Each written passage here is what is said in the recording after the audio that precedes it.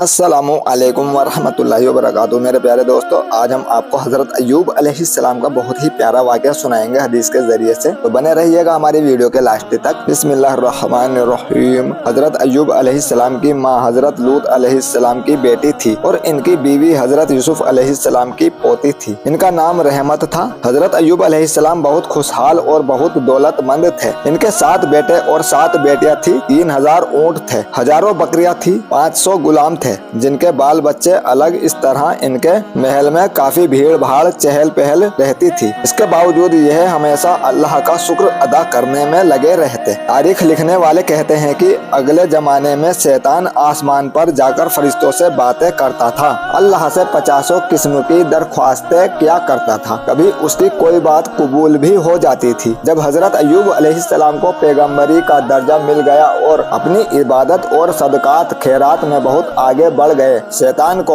उनके यहाँ किसी तरह घुसपैठ करने का न कोई मौका मिलता न उसकी गुंजाइश थी। यही बात देखकर शैतान मन ही मन कुड़ा करता और उनका सख्त दुश्मन हो गया। एक बार उसे गैबी आवाज आई कि ए मलऊन अय्यूब अलैहिस्सलाम, जो सब्र व शुक्र वाला बंदा है, उस पर तेरी कोई चाल असर न करेगी। शैतान ने अर्ज की, ए अल्लाह, तूने तो उसे दौलत, खुशहाली और ताकत दे रखी है। उसकी आंखें उसकी औलाद के दीदार से रोशन है। जब सभी कुछ उसके पास है तो वह शुक्र क्यों ना बजा लाएगा। अगर तू यह नेमतें उनसे ले ले तो वह कभी तुझको याद भी ना करे और तुम्हारी बंदगी से बेजार हो जाए। इरशाद हुआ, ए इब्लीस, तेरा यह ख्याल गलत है। यह मेरा मुखलिस बंदा है। शैतान ने कहा, अगर मुझे उसके माल और औलाद पर तसल्लुत दे दे तब मालूम हो कि उसकी बंदगी क्या है और कैसी होती है, और यह भी मालूम हो कि वह कितनी शुक्र गुजारी में रहता है। हुक्म हुआ, जा अय्यूब के माल और औलाद पर मैंने तुझे तसल्लुत दिया। इब्लीस की खुशी का कोई ठिकाना ना रहा। उसने अपनी पूरी उम्मत को जमा किया और सूरत हाल बताई। फिर क्या था, कुछ शैतानों ने उसके हुक्म से हजरत अय्यूब अलैहिस्सलाम की बकरियों और मवेशियों को पानी में डुबा दिया। शैतान गवाले के रूप में हजरत अय्यूब अलैहिस्सलाम के पास आया और बकरियों और मवेशियों के डूब जाने का वाकया सुनाया। हजरत अय्यूब अलैहिस्सलाम ने फरमाया कि शुक्र है उस अल्लाह का जिसने अपनी मेहरबानियों से यह सब कुछ दिया था और फिर वापस ले लिया। शैतान मायूस वापस गया, अपने लोगों से बोला, अय्यूब अलैहिस्सलाम की खेती खलियान में आग लगा दो। चुनाचे उन्होंने आग लगा दी। इब्लीस इस बार वकील की शक्ल में हजरत अय्यूब अलैहिस्सलाम के पास आया और बोला, तुम यहाँ नमाज में लगे हुए हो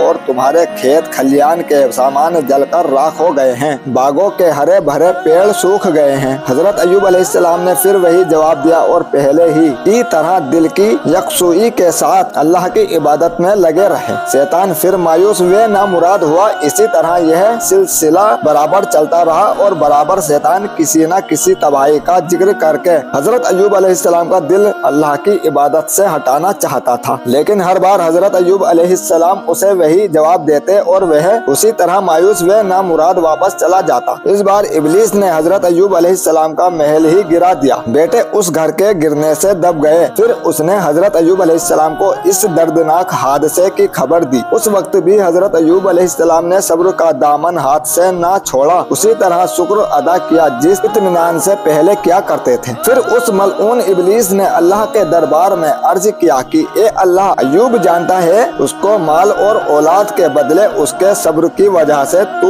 उससे 2 गुना इनायत करेगा, इसलिए उसे कोई परेशानी नहीं होती। अगर तू मुझको उसके जिस्म पर तसल्लुत दे दे तभी अंदाजा हो सकेगा कि वह कितना शुक्रगुजार बंदा है। अल्लाह ताला ने फरमाया कि जा, मैंने तुझे उसके बदन पर सिवाय जुबान, दिल और कानों के मुसल्लत किया। इब्लीस ने फुर्सत पाकर एक जादूगर की तरह उनके नाक में हवा फूकी। उसकी गर्मी का असर पूरे जिस्म पर हुआ और खुजली शुरू हो गई। गोश्त हड्डी ऐंठने लगी, मर्ज जल पकड़ने लगा, पूरे जिस्म में कीड़े पड़ गए, बदबू आने लगी। यह मर्ज कहीं दूसरों को भी न लग जाए इसलिए बस्ती से दूर घर वालों ने एक झोपड़ी बना दी। इस तरह घर वाले भी उनसे दूर हो गए। उनको देखभाल करने वाला कोई ना रहा। बस उनकी बीवी रहमत रह गई। यह अल्लाह की रहमत थी जो उनके साथ हर वक्त थी। फिर बीवी रहमत उनकी देखभाल में पूरी तरह जुट गई। जब पूरी जायदाद यहाँ तक कि मकान तक तबाह हो गया तो बीवी मजदूरी करने लगी। मजदूरी का आधा हिस्सा तो हजरत अय्यूब अलैहिस्सलाम के इलाज मुआवजे में और उनकी देखभाल और सेहत बहाल करने करने में खर्च कर देती और आधे हिस्से में सबका पेट पालती। इस तरह बीबी रहमत जब मजदूरी करने निकलती तो मलऊन इब्लीस रास्ते में खड़ा रोज उसे मिलता और उन्हें मजदूरी करने से मना करता, कहता तू इतनी खूबसूरत है, तुझे क्या पड़ी है, तुम क्यों मजदूरी करती हो, अपनी जवानी ऐसे आदमी की खिदमत में क्यों बर्बाद करती हो जिस पर अल्लाह का गजब नाजिल हो रहा है। मिस्र का यहाँ एक मालदार सरदार है जो बड़े ओहदे पर है, तू इस बीमार को छोड़कर उससे निकाह क्यों नहीं कर लेती कि तेरी जिंदगी सुख से गुजरे। लेकिन बीबी रहमत तो पक्की मुसलमान थी, पैगंबर की बेटी और पैगंबर की बीवी जो थी वह शैतान की इस बात पर जरा भी ध्यान न देती, बल्कि रात में हजरत अय्यूब अलैहिस्सलाम से पूरी बातें कह देती। हजरत अय्यूब अलैहिस्सलाम फरमाते तू हरगिज उसकी बात न मानना, वह इब्लीस है और इस तरह की बेबुनियादी बातें कहकर तुम्हारी आखिरत बिगाड़ना चाहता है, वह तुम्हें सीधे रास्ते से बहका रहा है। फिर एक दिन शैतान ने डॉक्टर की शक्ल में आकर बीबी रहमत से कहा, गर्चे इस मर्ज का इलाज सूअर का गोश्त और अंगूर की शराब है, इसके अलावा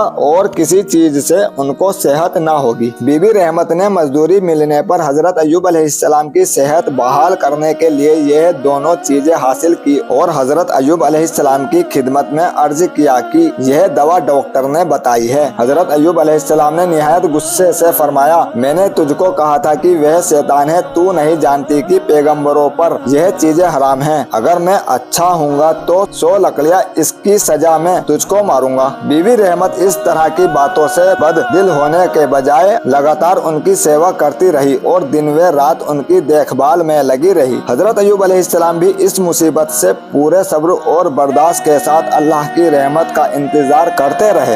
हजरत अय्यूब अलैहिस्सलाम ने इस हाल में भी अल्लाह की इबादत और जिक्र से कभी गफलत ना की। आसमान के फरिश्ते और धरती पर रहने वाले इंसान हजरत अय्यूब अलैहिस्सलाम के इस सब्र पर हैरान रह जाते थे। जब इब्लीस की कोई चाल कामयाब ना हुई और हजरत अय्यूब अलैहिस्सलाम की इबादत और जिक्र में कोई कमी ना हुई तो इब्लीस का दिल जलन की आग से भड़क उठा, लेकिन वह कर ही क्या सकता था। जब जमाना मुसीबत का गुजर गया और सुख चैन का वक्त आया, हजरत जिब्राइल अलैहिस्सलाम उस झोपड़ी में आए और उन्होंने हजरत अय्यूब अलैहिस्सलाम को उनकी सेहत की खुशखबरी सुनाई। उनका हाथ पकड़ा, उस जगह से उठाया, फरमाया अपना पाँव सीधा जमीन पर मारो। पाँव मारते ही गर्म पानी का एक चश्मा उबल पड़ा और फिर हजरत जिब्राइल अलैहिस्सलाम के इशारे पर उन्होंने उसमें गुसल किया। गुसल करते ही जिस्म का पूरा रोग दूर हो गया। फिर हजरत जिब्राइल अलैहिस्सलाम के कहने से बायां पाँव जमीन पर मारा, एक ठंडे पानी का चश्मा बहने लगा। इसमें से आब हयात जीवन रस पिया, अंदर की तमाम तकलीफें दूर हो गई। हजरत जिब्राइल अलैहिस्सलाम हजरत अय्यूब अलैहिस्सलाम के साथ बैठे थे कि बीवी रहमत मजदूरी करके वापस हुई और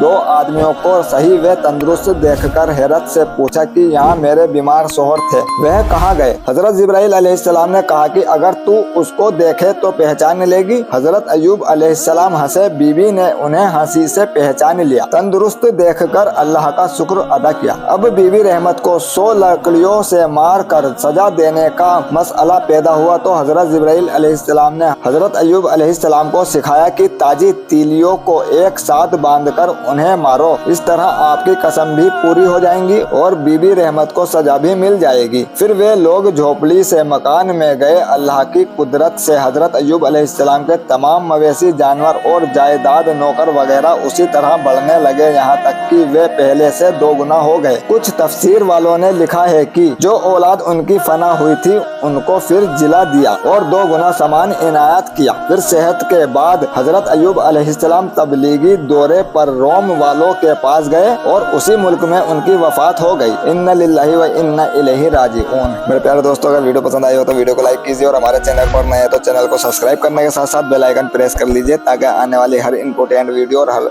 इंपोर्टेंट बयानात आप तक पहुंच सके। मिलते हैं नेक्स्ट वीडियो में, जब तक के लिए अल्लाह हाफिज।